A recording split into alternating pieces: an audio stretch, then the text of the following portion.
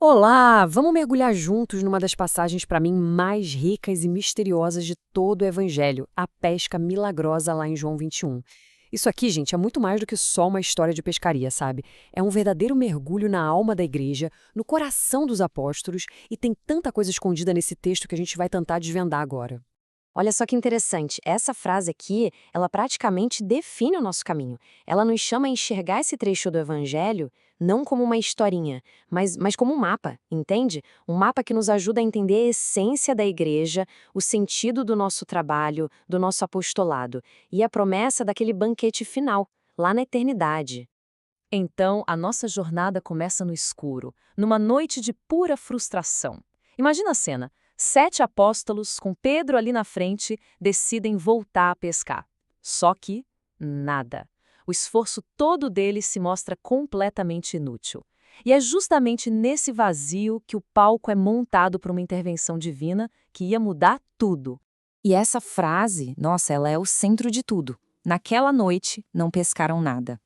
É tão curta, né? Mas é de uma força. É uma declaração poderosa sobre como o nosso esforço, o esforço humano, se torna estéril quando a gente se separa da graça. Quando a presença de Cristo não está ali, no barco com a gente. E aqui a coisa fica ainda mais profunda, porque os santos padres, os primeiros grandes teólogos da igreja, eles olham para essa noite e veem muito mais do que só a falta de luz do sol. Para eles, a noite simboliza a ausência de Cristo, que é o sol da justiça. É aquele tempo em que o nosso trabalho, por mais que a gente se esforce, parece não dar fruto espiritual nenhum.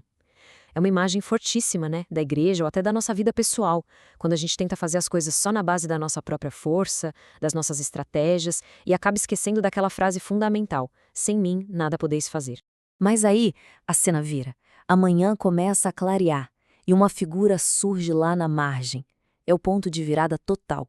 A voz do Cristo ressuscitado rasga o silêncio daquela noite de frustração e transforma o fracasso num milagre. Essa comparação aqui mostra essa virada de chave de um jeito perfeito, né? De um lado, a noite, só esforço humano, a rede vazia, a esterilidade.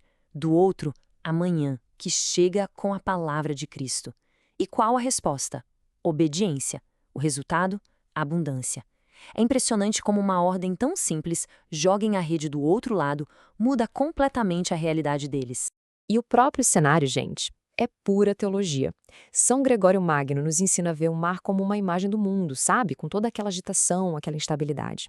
Já a praia é firme, é sólida, é um símbolo da eternidade e o detalhe mais lindo: Cristo não está mais no barco, no meio da confusão com eles. Ele já passou pelas águas da morte. Ele já está na margem segura da vida eterna, esperando por eles na manhã da ressurreição. Ok? O milagre acontece. Mas a reação de cada apóstolo é diferente. E é aqui que a gente vê uma das coisas mais bonitas sobre a igreja, a complementariedade. Isso fica super claro em duas figuras, João e Pedro. Essa cena é fantástica. Olha só. Primeiro vem João, o discípulo amado, o amor que contempla, é o coração dele que enxerga primeiro. É ele que diz: "É o Senhor". Logo em seguida vem Pedro, a fé que age. Ele não pensa duas vezes. Assim que ele ouve o que João disse, a fé dele explode em ação. Ele se veste por respeito e, pá, se joga no mar para ir correndo ao encontro de Jesus. E o ponto central é exatamente esse. Não existe oposição entre os dois, muito pelo contrário, eles se completam de um jeito perfeito. A visão que nasce do amor de João dá o gás para a ação de Pedro, e a ação de Pedro, que é o líder, dá uma ordem, uma estrutura para aquela visão espiritual de João. É a imagem perfeita da igreja, que precisa desesperadamente, tanto do amor que vê, quanto da fé que age. Agora vamos entrar num dos detalhes mais curiosos e, eu diria, teologicamente densos de toda essa passagem. Um número específico que São João fez questão de anotar, de deixar registrado para sempre. 153. Pensa bem, por que um número tão exato? Por que não dizer muitos peixes, ou quase 150? O fato de São João ter registrado um número exato é um sinal piscando em neon. Ei, tem um mistério aqui, prestem atenção. E claro, os padres da igreja, esses gigantes da fé, nos dão algumas chaves para decifrar esse enigma. Santo Agostinho, por exemplo, faz uma conta incrível. 153 é a soma de todos os números de 1 a 17. e 17 para ele é 10 da lei mais 7 da graça. Ou seja, o número simboliza todos os salvos pela lei e pela graça. Já São Jerônimo tinha outra visão. Na época dele, acreditava-se que existiam 153 espécies de peixes no mundo. Então, o número representaria a missão universal da Igreja, de pescar gente de todas as nações. E São Cirilo, ele via uma soma diferente: 100 para os gentios, 50 para o povo de Israel e 3 para a Santíssima Trindade que une todo mundo.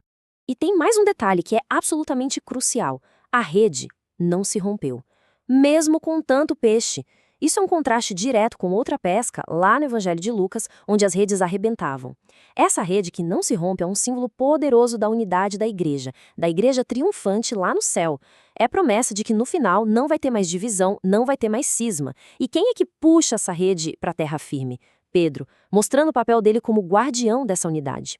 Mas a história não acaba com os peixes na areia. Na verdade, ela culmina num momento de uma intimidade tremenda ali na praia. Uma refeição. E não é qualquer refeição. Foi preparada pelo próprio Cristo ressuscitado. E agora se preparem para um detalhe linguístico que é de arrepiar. A palavra grega para fogo de brasas, que é antraquia, ela só aparece 2 vezes em todo o Evangelho de João. Uma é na cena em que Pedro nega Jesus. A outra é aqui.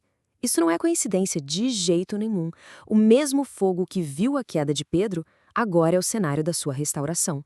O lugar da traição vira o lugar do perdão, da comunhão. É de uma beleza poética incrível. Então fica claro que isso não é um simples café da manhã na praia, né? É um ato litúrgico. As palavras que Jesus usa, tomou o pão e distribuiu, são as mesmas da última ceia. É um gostinho da Eucaristia, uma prévia do banquete do Cordeiro no céu. O peixe assado na brasa, segundo Santo Agostinho, é símbolo do próprio Cristo, o Christus Passus, que passou pelo fogo da paixão. E o mais lindo, Jesus já tinha comida pronta antes mesmo dos peixes da pesca chegarem.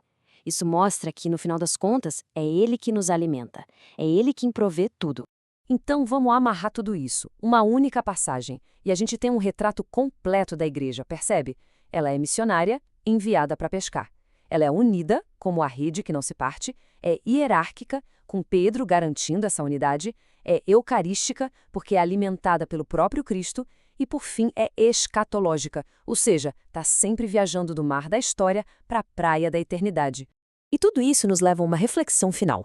Na noite das nossas próprias provações, naquele momento em que o esforço parece vazio, onde será que o Senhor nos espera hoje? A resposta do Evangelho é clara. Ele está na margem, nos chamando para sair das águas turbulentas, pronto para nos acolher junto ao fogo do seu amor e nos alimentar com o pão da vida.